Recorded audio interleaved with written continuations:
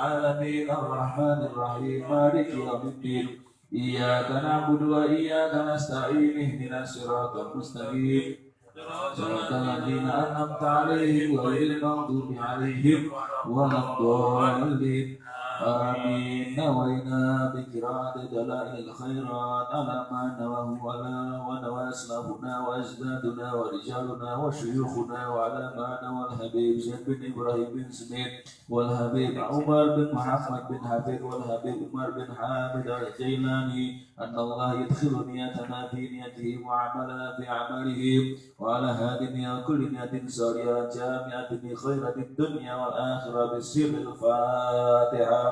أعوذ بالله من الشيطان الرجيم بسم الله الرحمن الرحيم الحمد لله رب العالمين الرحمن الرحيم مالك يوم الدين إياك نعبد وإياك نستعين اهدنا الصراط المستقيم صراط الذين أنعمت عليهم غير المغضوب عليهم ولا الضالين.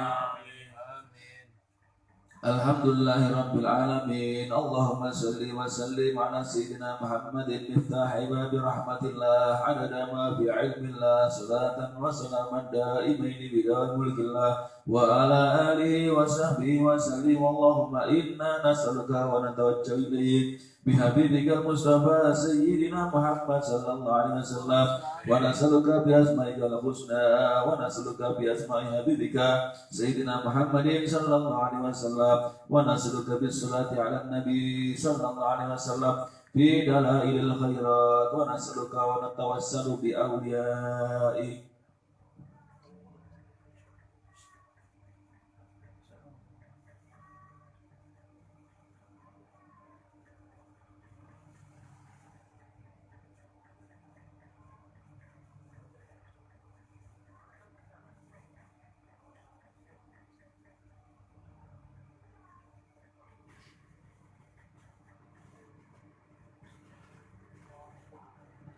آمين. اللهم إنا نسألك من خير ما سلك منه سيدنا محمد نبيك ورسولك صلى الله عليه وسلم ونعوذ بك من شر ما استعاذك منه سيدنا محمد نبيك ورسولك صلى الله عليه وسلم. اللهم إنا نسألك الجنة وما قرب إليها من قول وعمل ونية واعتقاد ونعوذ بك من النار وما قرب إليها من قول وعمل ونية واعتقاد. وصلى الله على سيدنا محمد وعلى آله وصحبه وسلم. دعواهم فيها سبحانك اللهم وتحيتهم فيها السلام وآخر دعواهم أن الحمد لله رب العالمين بسر الفاتحة. أعوذ بالله من الشيطان الرجيم بسم الله الرحمن الرحيم الحمد لله رب العالمين الرحمن الرحيم إياك نعبد وإياك نستعين اهدنا الصراط المستقيم صراط الذين أنعمت عليهم غير المغضوب عليهم ولا الضالين آمين. ربي اشرح لي صدري ويسر لي أمري ربي اشرح لي صدري ويسر لي أمري ربي اشرح لي صدري ويسر لي أمري ربي اشرح لي صدري ويسر لي أمري ربي اشرح لي صدري ويسر لي أمري ربي اشرح لي صدري ويسر لي أمري ربي اشرح لي صدري ويسر لي ربي اشرح لي صدري ويسر لي أمري ربي اشرح لي صدري ويسر لي أمري ربي اشرح لي صدري ويسر لي ربي اشرح لي صدري ويسر لي أمري ربي اشرح لي صدري ويسر لي أمري ربي اشرح لي صدري ويسر لي أمري ربي اشرح لي صدري ويسر لي أمري ربي اشرح لي صدري ويسر لي ربي اشرح لي صدري ويسر لي أمري ربي اشرح لي صدري ويسر لي أمري ربي اشرح لي صدري ويسر لي أمري ربي اشرح لي صدري ويسر لي أمري ربي اشرح لي صدري ويسر لي أمري ربي اشرح لي صدري ويسر لي ربي اشرح لي صدري ويسر لي أمري ربي اشرح لي صدري ويسر لي أمري ربي اشرح لي صدري ويسر لي أمري ربي اشرح لي صدري ويسر لي ربي اشرح لي صدري ويسر لي أمري ربي اشرح لي صدري ويسر لي أمري ربي اشرح لي صدري ويسر لي ربي اشرح لي صدري ويسر لي أمري ربي اشرح لي صدري ويسر لي أمري ربي اشرح لي صدري ويسر لي اشرح لي صدري ويسر لي أمري ربي اشرح لي صدري ويسر لي أمري ربي اشرح لي صدري ويسر لي ربي اشرح لي صدري ويسر لي أمري ربي اشرح لي صدري ويسر لي أمري ربي اشرح لي صدري ويسر لي أمري ربي اشرح لي صدري ويسر لي ربي اشرح لي صدري ويسر لي أمري ربي اشرح لي صدري ويسر لي أمري ربي اشرح لي صدري ويسر لي ربي اشرح لي صدري ويسر لي أمري ربي اشرح لي صدري ويسر لي أمري ربي اشرح لي صدري ربي اشرح لي صدري ويسر لي أمري ربي اشرح لي صدري ويسر لي أمري ربي اشرح لي صدري ويسر لي أمري ربي اشرح لي صدري ويسر لي أمري ربي اشرح لي صدري ربي اشرح لي صدري ويسر لي أمري ربي اشرح لي صدري ويسر لي أمري ربي اشرح لي صدري ويسر لي اشرح لي صدري ويسر لي أمري ربي اشرح لي صدري ويسر لي ربي اشرح لي صدري ويسر لي أمري الله لا إله إلا هو الحي القيوم لا تأخذه سنة ولا نوم له ما في السماوات وما في الأرض من ذا الذي يشفع عنده إلا بإذنه يعلم ما بين أيديهم وما خلفهم ولا يحيطون بشيء من علمه إلا بما شاء وسع كرسيه السماوات والأرض ولا يؤوده حفظهما وهو العلي العظيم والله خير حافظا وهو أرحم الراحمين بسم الله الرحمن الرحيم أستغفر الله العظيم أستغفر الله العظيم أستغفر الله العظيم سبحان الله والحمد لله سبحان الله سبحان الله والحمد لله أعوذ بالله من الشيطان الرجيم بسم الله الرحمن الرحيم الحمد لله رب العالمين الرحمن الرحيم مالك يوم الدين إياك نعبد وإياك نستعين اهدنا الصراط المستقيم صراط الذين أنعمت عليهم غير المغضوب عليهم ولا الضالين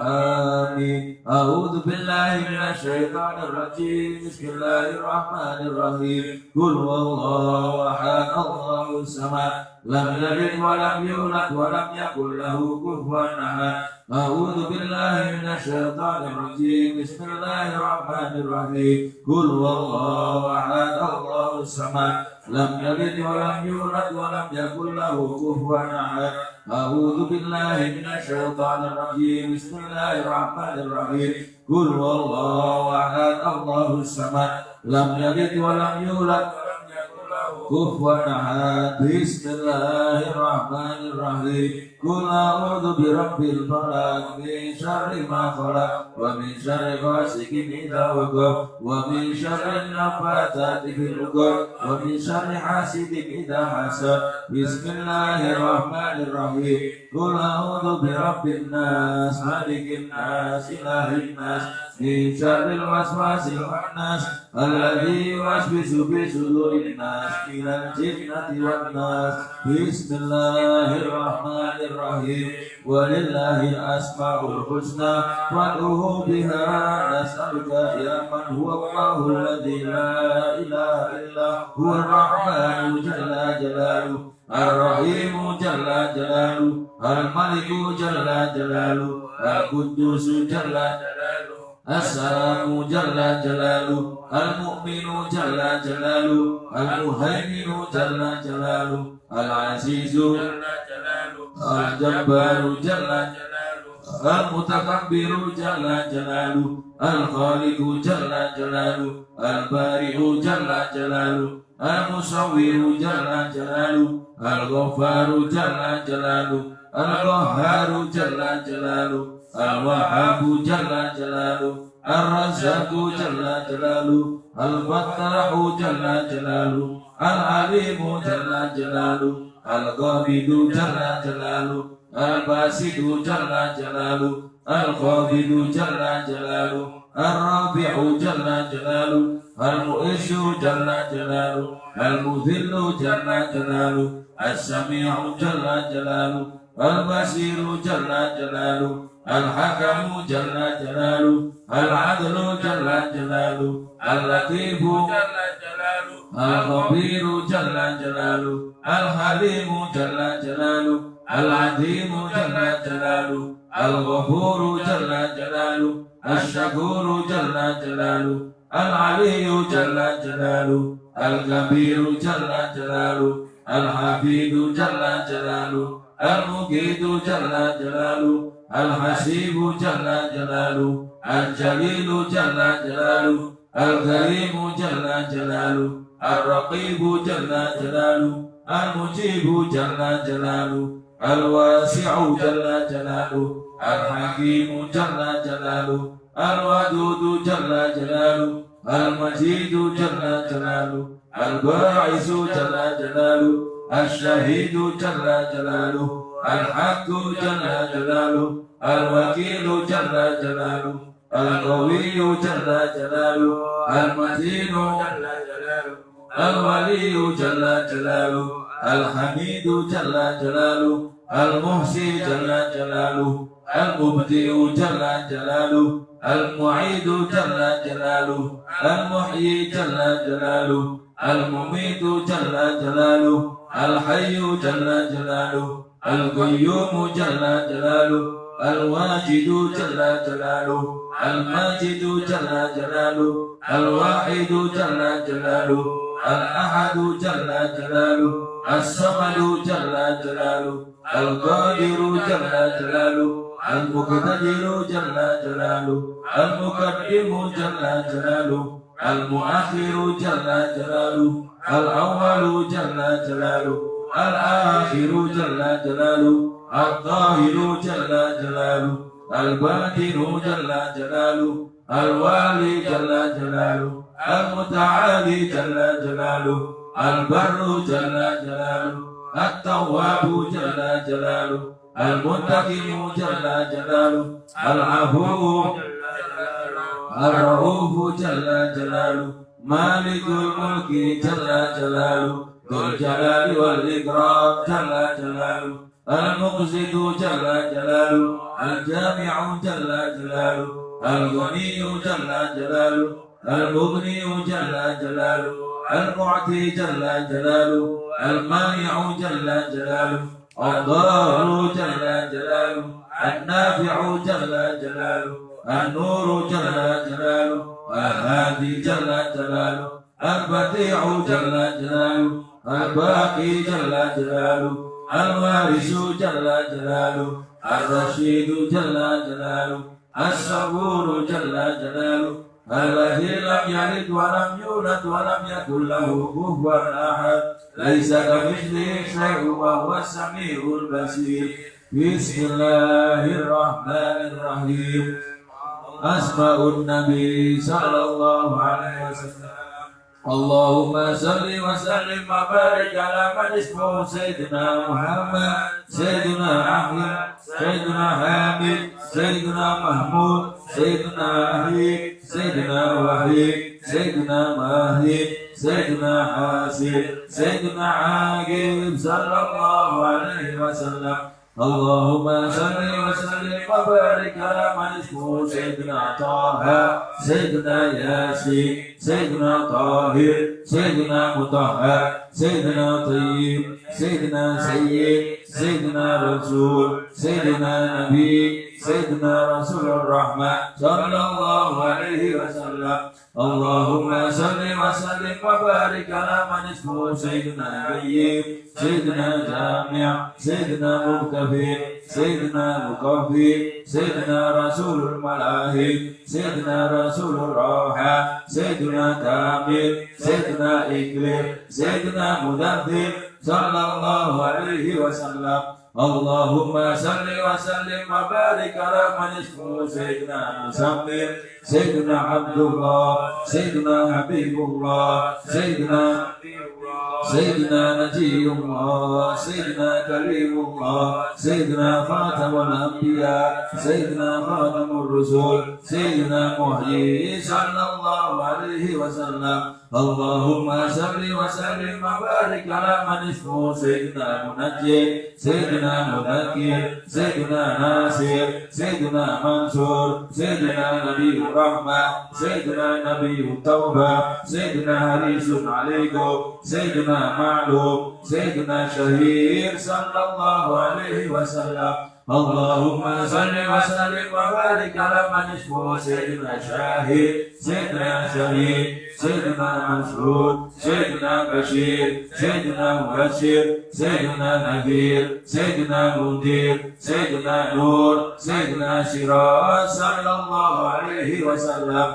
اللهم صل وسلم وبارك على من اسمه سيدنا مصباح سيدنا هدى سيدنا مهدي سيدنا منير سيدنا دائم سيدنا مدعو سيدنا مجيب سيدنا مجاب سيدنا حبيب صلى الله عليه وسلم اللهم صل وسلم وبارك على من اسمه سيدنا أبو سيدنا ولي سيدنا حق سيدنا قوي سيدنا أمين سيدنا مأمون سيدنا كريم سيدنا مكرم سيدنا مكين صلى الله عليه وسلم اللهم صل وسلم وبارك على من اسمه سيدنا متين سيدنا مبين سيدنا مؤمن سيدنا وسول سيدنا ذو قوة سيدنا ذو حرمة سيدنا ذو مكانة سيدنا ذو عز سيدنا ذو فضل صلى الله عليه وسلم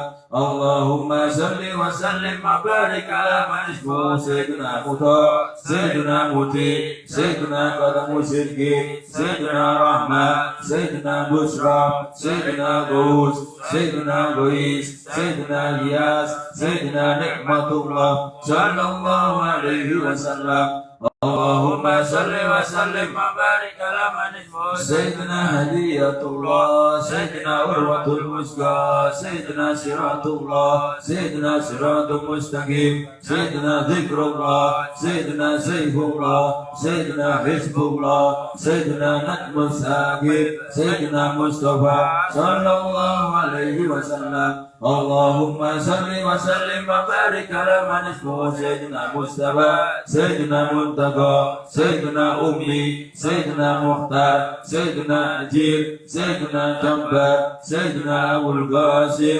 سيدنا أبو طاهر سيدنا أبو طيب صلى الله عليه وسلم اللهم صل وسلم وبارك على من اسمه سيدنا أبو إبراهيم سيدنا مشفع سيدنا شفيع سيدنا صالح سيدنا مسلم سيدنا مهيمن سيدنا صادق سيدنا مصدق سيدنا صدق صلى الله عليه وسلم اللهم صل وسلم وبارك على من اسمه سيدنا سيد المرسلين سيدنا إمام المتقين سيدنا قائد الغر المؤجلين سيدنا خليل الرحمن سيدنا براد سيدنا مبارك سيدنا وجيه سيدنا نسيح سيدنا ناسح صلى الله عليه وسلم اللهم صل وسلم وبارك على من اسمه سيدنا وكيل سيدنا متوكل سيدنا كفيل سيدنا شفيع سيدنا مقيم السنة سيدنا مقدس سيدنا روح القدس سيدنا روح الحق سيدنا روح القدس صلى الله عليه وسلم اللهم صل وسلم وبارك على من اسمه سيدنا كافر سيدنا متفق سيدنا بالغ سيدنا مبلغ سيدنا شافع سيدنا واسع سيدنا موصول سيدنا سابق سيدنا سائق صلى الله عليه وسلم اللهم صل وسلم وبارك على من اسمه سيدنا هادي سيدنا مهدي سيدنا مقدم سيدنا عزيز سيدنا قادر سيدنا مفضل سيدنا فاتح سيدنا مفتاح سيدنا مفتاح الرحمة صلى الله عليه وسلم اللهم صل وسلم وبارك على من اسمه سيدنا مفتاح الجنة سيدنا علم الإيمان سيدنا علم اليقين سيدنا دليل الخيرات سيدنا مصاحب الحسنات سيدنا مكيل العسرات سيدنا صبوه عن السلة سيدنا صاحب الشفاعة سيدنا صاحب المقام صلى الله عليه وسلم اللهم صل وسلم وبارك على من سيدنا صاحب القدام سيدنا مخصوص بالعز سيدنا مخصوص بالمجد سيدنا مخصوص بالشرف سيدنا صاحب الوسيلة سيدنا صاحب السيف سيدنا صاحب الفضيلة سيدنا صاحب الحساب سيدنا صاحب الحجة صلى الله عليه وسلم اللهم صل وسلم وبارك على من اسمه سيدنا صاحب السلطان سيدنا صاحب الرضا سيدنا صاحب الدرجة الرفيعة سيدنا صاحب التاج سيدنا صاحب المنبر سيدنا صاحب اللواء سيدنا صاحب المعراج سيدنا صاحب القديم سيدنا صاحب البراق صلى الله عليه وسلم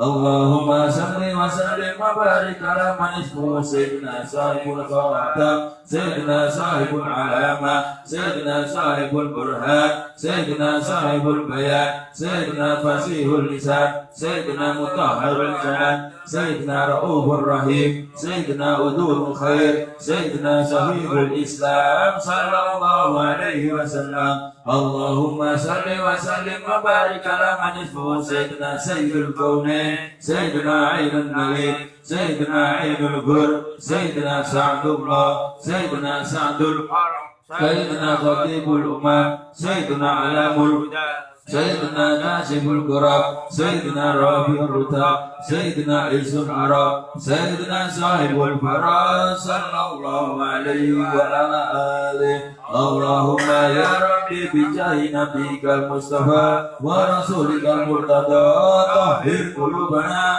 من كل سوء يباعدنا عن مشاهدتك ومحبتك وامسنا على السنة والجماعة والشوق إلى لقائك يا ذا الجلال والإكرام وصلى الله على سيدنا مولانا محمد وعلى آله وصحبه وسلم تسليما بسم الله الرحمن الرحيم الحمد لله رب العالمين وحسبي الله ونعم الوكيل ولا حول ولا قوة إلا بالله اللهم إني أبرأ إليك من حولي وقوتي إلى حولك وقوتك اللهم إني نويت بالصلاة على النبي صلى الله عليه وسلم امتثالا لأمره وتصديقا للنبي سيدنا محمد صلى الله عليه وسلم ومحبة به وسوقا إليه وتعظيما لقدره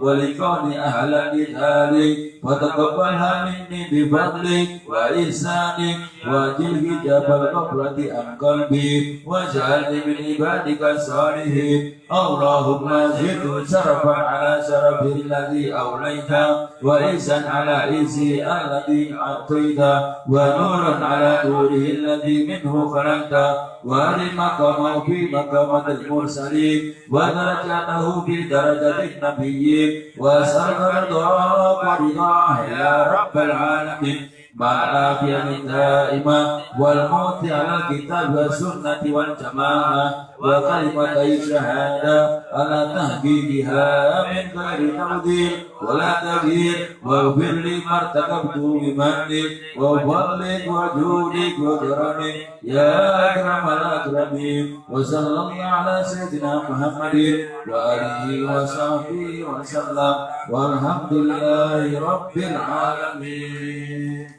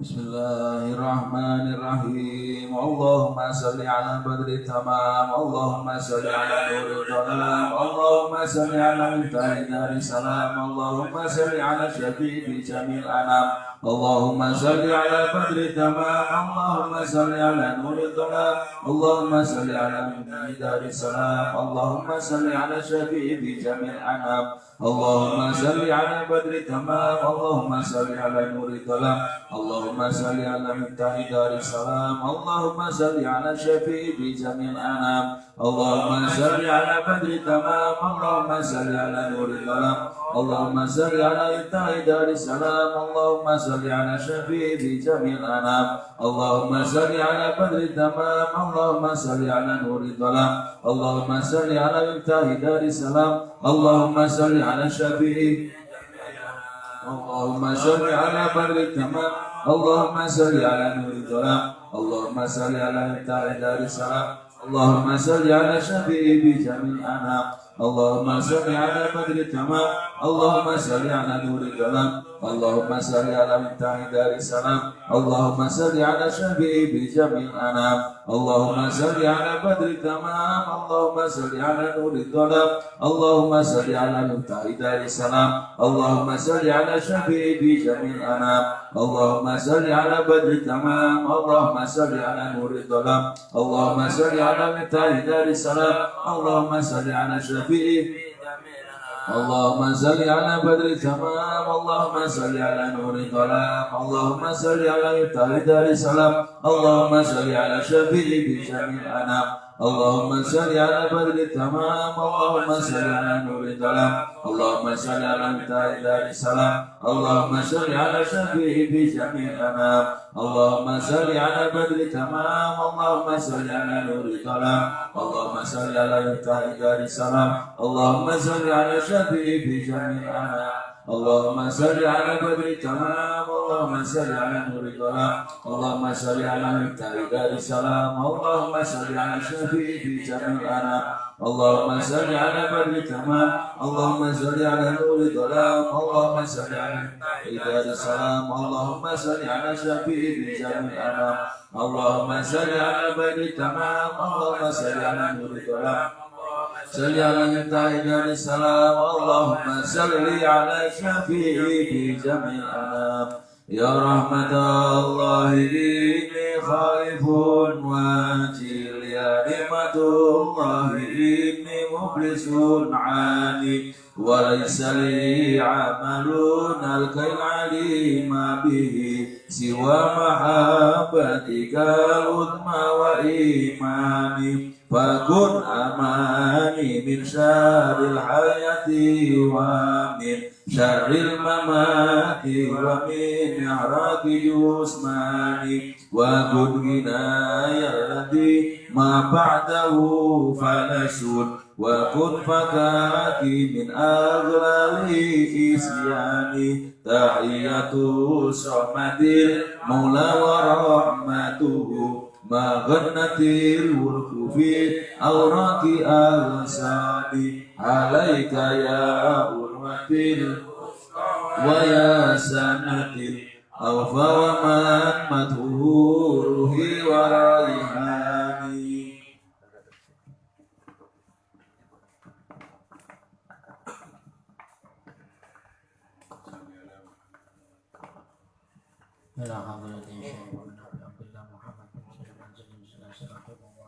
سر الفاتحة بسم الله الرحمن الرحيم الحمد لله رب العالمين الرحمن الرحيم مالك يوم الدين إياك نعبد وإياك نستعين صراط المستقيم صراط الذين أنعمت عليهم غير المغضوب عليهم ولا الضالين بسم الله الرحمن الرحيم اللهم اشرح بصلاح صدورنا ويسر بي أمورنا فرج بي همومنا اكشف بي همومنا واغفر بي ذنوبنا واقض بي ديوننا وأصلح بي أموالنا وبلغ بي آمالنا تقبل بي توبتنا واغسل بي حوبتنا وانصر بي حجتنا طهر بي ألسنتنا اغفر بي وحدنا وارحم بها غربتنا واجعلنا نورا بين أيدينا قلبنا وعن أيماننا شمائلنا وفوق من تحتنا من حياتنا موتنا وفي قبورنا حشنا شمال يوم القيامة على رؤوسنا وثقل بها موازين حسناتنا ببركة علينا حتى نلقى نبينا سيدنا محمد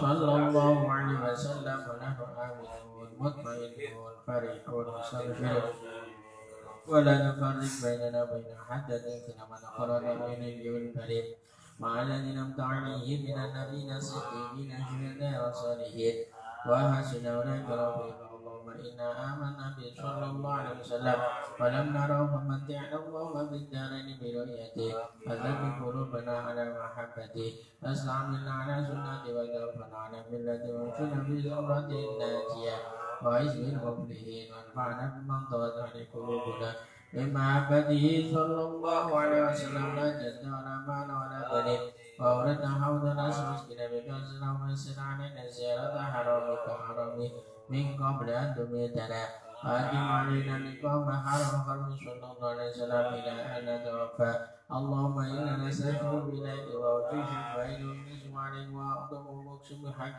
عليك ونتوسل به إليك وأقرب الوسائل إليك يا رب كسرة قلوبنا وقسرة ذنوبنا طول آمالنا وفسد أعمالنا وتكاسل للطاعات والمخالفة ونعم المشتكى إليك يا رب بنا نستنصر على ديننا وانصرنا وانصرنا على قومك ونتوكل بسرعة لا تكلنا إلى غيرك يا ربنا اللهم إلى جناب رسولك صلى الله عليه وسلم نسألك وعدنا وببابك نكيف فلا تضرنا وإياك نسأل من خيبنا اللهم ارحم تضرعنا وآمن خوفنا اللهم نجنا أموالنا واجعل بطاعتك شغالنا إلى الخير مالنا وعاتب زاد آمالنا اختم بسعد أجلنا دادنا دارا بين يديك وحرنا وفاعلك أمرتنا فتركنا رأيتنا فارتكبنا إسانا إلا عفو فاعف عنا يا خير ما وأكرم الذل إنك غفور رحيم أرحم الراحمين وصلى الله على سيدنا محمد وعلى آله وصحبه وسلم سبحان ربك رب العزة عما يصفون وسلام على المرسلين والحمد لله رب العالمين لا إله إلا الله الموجود في كل زمان لا إله إلا الله الموجود في كل زمان لا إله إلا الله المعبود في كل مكان لا إله إلا الله المعبود في كل مكان لا إله إلا الله المذكور بكل لسان لا إله إلا الله المذكور بكل لسان لا إله إلا الله المعروف بالإحسان لا إله إلا الله المعروف بالإحسان لا إله إلا الله كل يوم هو في شان لا إله إلا الله يوم هو في شان لا إله إلا الله الأمان من زوال الإيمان من فتنة الشيطان لا إله إلا الله الأمان من زوال الإيمان من فتنة الشيطان يا قديم الإحسان يا قديم الإحسان أملك علينا من إحسان أملك علينا من إحسان إحسانك القدير إحسانك يا القدير حنان يا منان يا حنان يا يا منان رحيم يا رحمن يا رحيم يا رحمن يا غفور يا غفار يا غفور يا غفار اغفر لنا وارحمنا وأنت خير الراحمين اغفر لنا وارحمنا وأنت خير الراحمين وصلى الله على سيدنا محمد وعلى آله وصحبه وسلم والحمد لله رب العالمين وصلى الله على سيدنا محمد وعلى آله وصحبه وسلم الحمد لله رب العالمين. Assalamualaikum warahmatullahi wabarakatuh. Waalaikumsalam. Bismillahirrahmanirrahim. Alhamdulillahi rabbil alamin. Wassalatu wassalamu ala asyrafil anbiya'i wal mursalin wa ala alihi wa sahbihi ajma'in. Subhanaka la ilma lana illa ma 'allamtana innaka antal alimul hakim. Rabbi shrah li sadri wa yassir li amri wahlul 'uqdatam min lisani yafqahu qawli amma ba'd. Bismillahirrahmanirrahim. Qala al-mu'allif rahimahullah nafa'a bihi wa bi 'ulumihi fid dharain amin. Bismillahirrahmanirrahim. La amala arjalil qabul min amalin yaghibu anka syuhuduhu wa yuhtaqaru indaka wujuduhu. Bismillahirrahmanirrahim.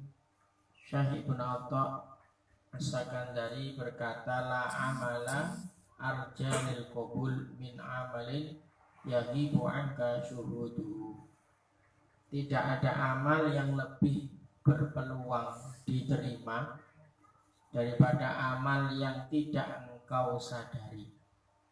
Tidak ada amal yang lebih berpeluang diterima di sisi Allah Subhanahu wa Ta'ala kecuali amal yang samar dari penglihatanmu.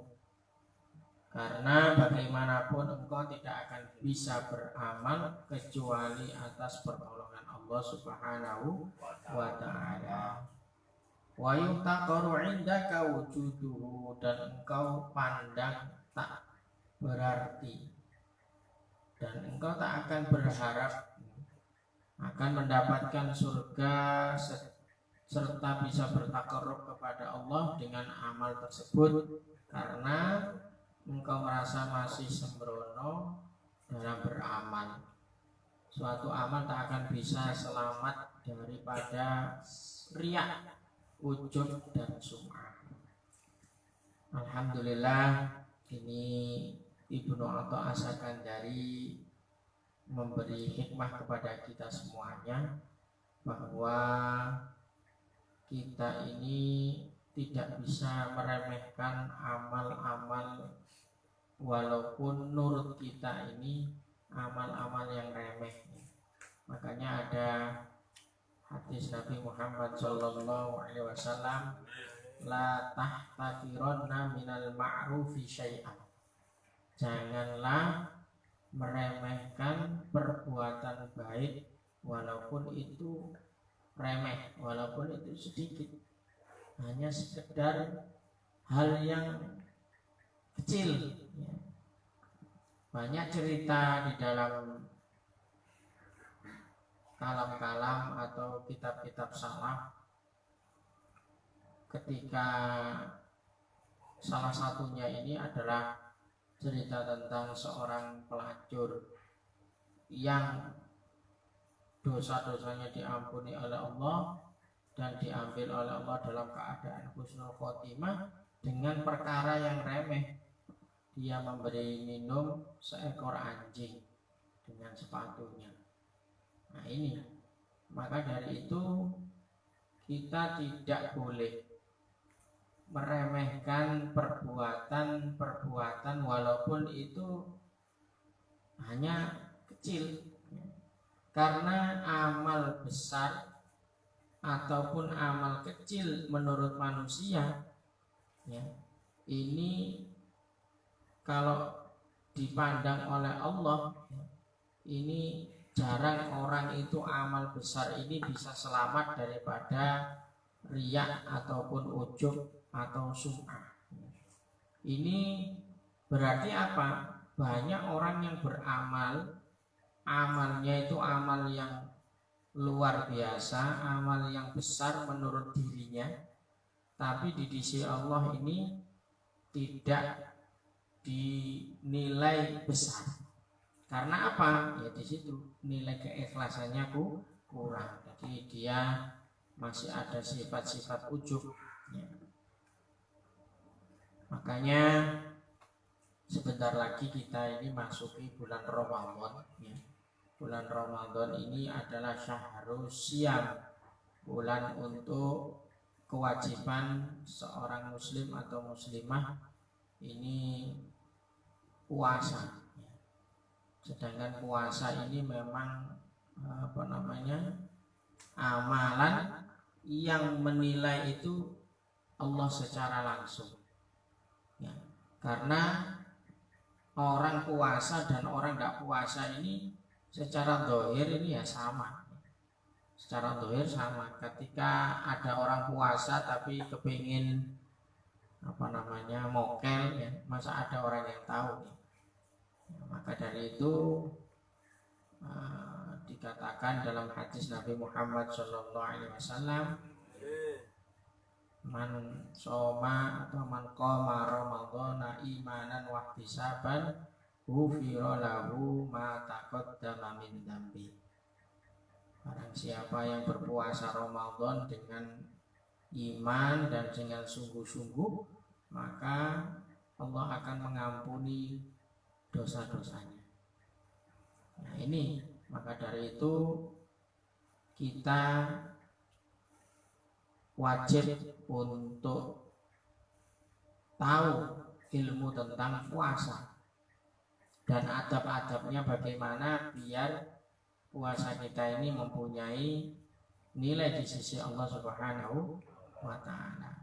Ini dalam kitab Maqasidus Shaum Syekh Izzuddin bin Abdissalam ini ada adab puasa ini ada 6 yang harus kita lakukan biar puasa kita ini mempunyai kualitas, bukan hanya menahan lapar atau dahaga saja. Yang pertama ada 2, hifdzul lisan, yaitu dengan menjaga lisan wal jawarihi anil mukhalafat. Anggota tubuh kita, lisan kita ini kita jaga jangan sampai melakukan perbuatan-perbuatan yang tidak diridhoi oleh Allah Subhanahu wa Ta'ala. Sampai ada hadis Nabi, man lam yada' qaula zur wal amala bihi falaysa lillahi hajatun fi ayyada' ta'amahu wa syarabahu. Ya, barang siapa yang tidak bisa meninggalkan ucapan-ucapan yang kotor, ucapan-ucapan yang jelek ketika puasa, ya, maka falaisa lillahi hajatun, Allah tidak akan butuh, ya, Allah tidak akan butuh dengan puasanya, ya, yang dia mana dalam berpuasa ini mencegah daripada makan ataupun minum. Adab kita ini kita jaga. Makanya ketika kita memasuki bulan Ramadan, kita harus bisa antisipasi hal-hal yang kira-kira ini bisa merusak puasa kita. Maksudnya merusak bukan berarti membatalkan, enggak, tapi menghilangkan pahala berpuasa. Sampai Rasulullah Shallallahu Alaihi Wasallam mengatakan, rubba qaimin yakhudduhu min qiyamis sahar wa rubba shaimin haddu min siyamihi al-ju' wal 'atas. Berapa banyak orang yang senang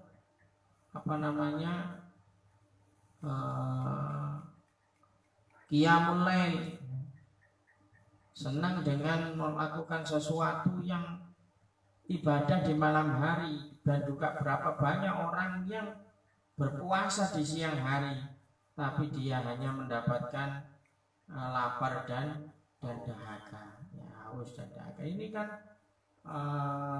merupakan sindiran. Banyak orang ini berpuasa ini hanya mencegah dirinya daripada makan dan minum. Bahkan ulama mengatakan puasa seperti itu hewan pun bisa melakukannya kalau hanya sekedar dicegah daripada makan dan minum. Bahasanya itu cuma pindah makan saja, dipindah. Biasanya makan sarapannya jam 6, jam 7, diganti sahur jam 3. Cuma itu saja. Jadi maka dari itu puasa ini kita maknai sebaik mungkin. Yang kedua, apa yang adab daripada orang berpuasa ini biar kita ini puasa kita ini mulia di sisi Allah. Idza du'iya ila ta'amin wa huwa sha'im falyaqul inni sha'imun. Ketika ditawarkan ada makanan, ini cobaan bagi orang yang memang hidupnya ini di lingkungan orang yang tidak puasa bahasanya. Terus ditawari, maka jawab wa huwa sha'im falyaqul inni shaimun. Saya dalam keadaan puasa. Ini berdasarkan hadis Nabi Muhammad sallallahu alaihi wasallam, "Idza du'iya ahadukum ila ta'amin wa huwa shaim, ya, falyakul inni shaimun." Jadi harus tegas ya, apalagi puasa ini puasa wajib, puasa Ramadan. Yadkur dzalika intidaran ila da'ili alla yang kasira qalbuhu fa in khafa riya wa ra'a bi udrin akhar. Jadi ini harus ditegaskan biar kita ini tidak terbawa dengan hal yang membawa kita sesuatu yang bisa membatalkan puasa kita. Nah ini yang ketiga, mayaqulu idza aftara wa huwa maruya anhu assalam annahu kan yaqulu idza aftara dhabat dhama'u wabtalatil uruq wa thabatal ajru insyaallah. Ini ketika berbuka ini harapannya termasuk doa yang mustajabah ya. Doanya orang yang ketika berbuka puasa ini termasuk doa yang mustajabah, jangan lewatkan. Dhabat dhama wabtalatil uruq wa thabatal ajru insyaallah. Ada lagi riwayat lain, Allahumma laka sumtu wa ala rizkika aftartu. Ada lagi, makanya sebetulnya riwayatnya ini beda-beda tapi digabungkan ya. Kita itu doa penggabungan dari beberapa riwayat hadis dengan menggabungkan Allahumma laka sumtu wa ala rizkika aftartu dhahabat dhama'u wa btalatil uruq wa thabatal ajru insyaallah. Ini adab ketika kita berbuka puasa. Selanjutnya yang keempat, mayftiru alaihi wa warotab. Ini ada adab juga ya, istilahnya sunnah yang dilakukan oleh Rasulullah Shallallahu Alaihi Wasallam, yaitu berbuka dengan rutab ya. Tamer rutab itu kurma yang basah. Nah, di sini jarang ya, kayak sawo itu kurma yang tamer ya, atau kurma kering ya. Maun kalau tidak ada ya air ya, ya,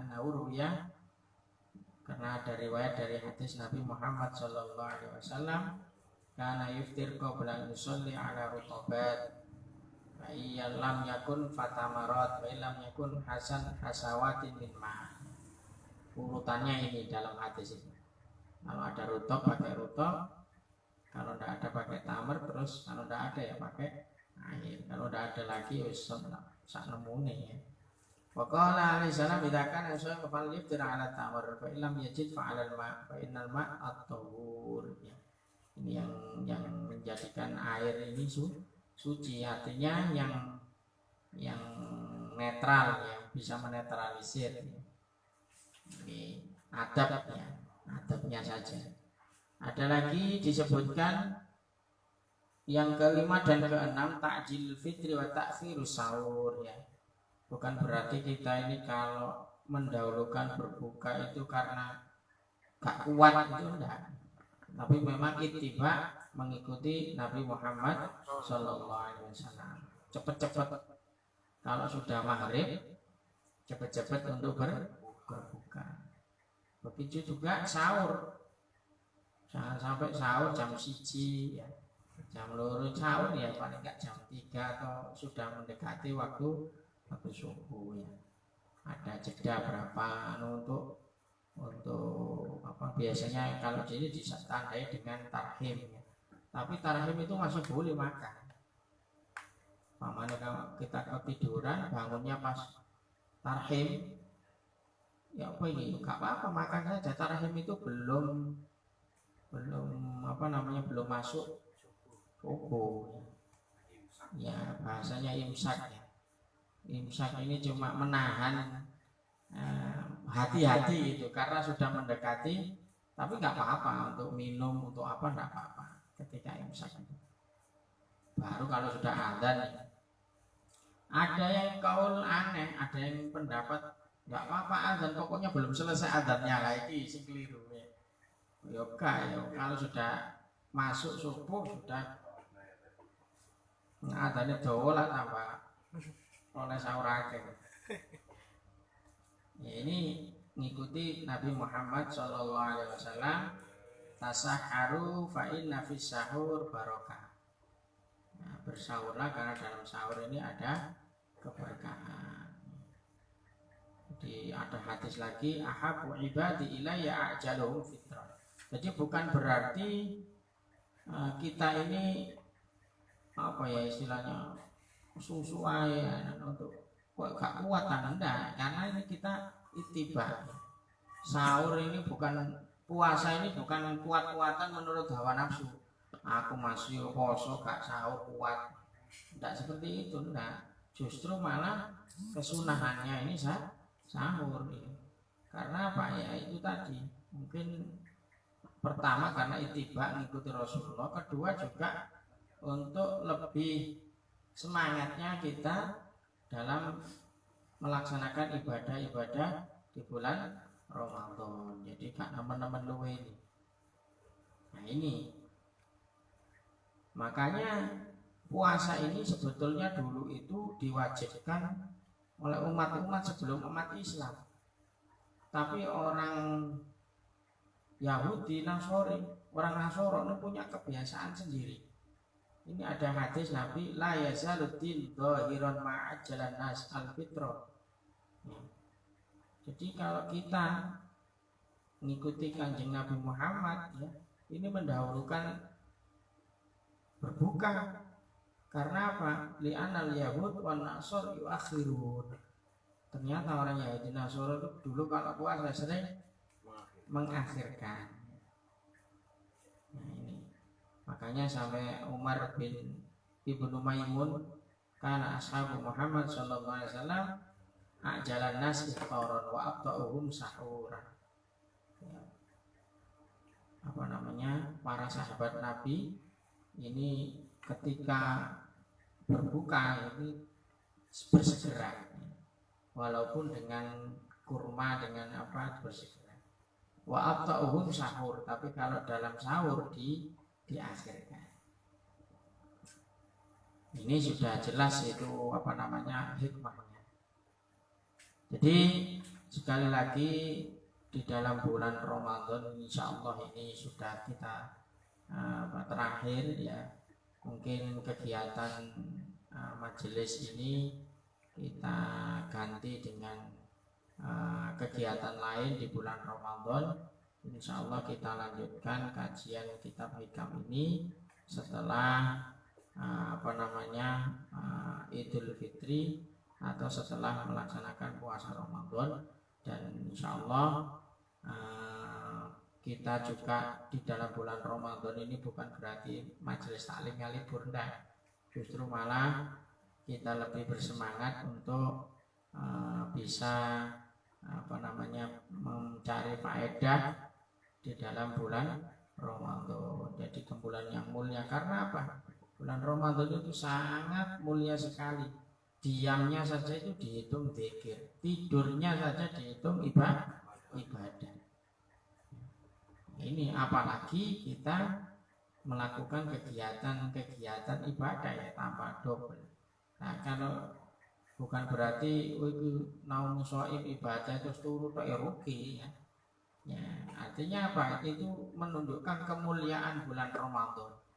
Maka dari itu ini bulan panen, bulannya kalau di mall ini diskon besar-besaran, kita manfaatkan dengan sebaik-baiknya. Semoga kita nanti diketemukan bulan Ramadan dalam keadaan sehat walafiat, dengan bisa istiqomah, bisa mempunyai semangat lagi dengan tertib ibadah yang sudah kita niatkan mulai sekarang, sehingga nanti kita ketemu Ramadan dengan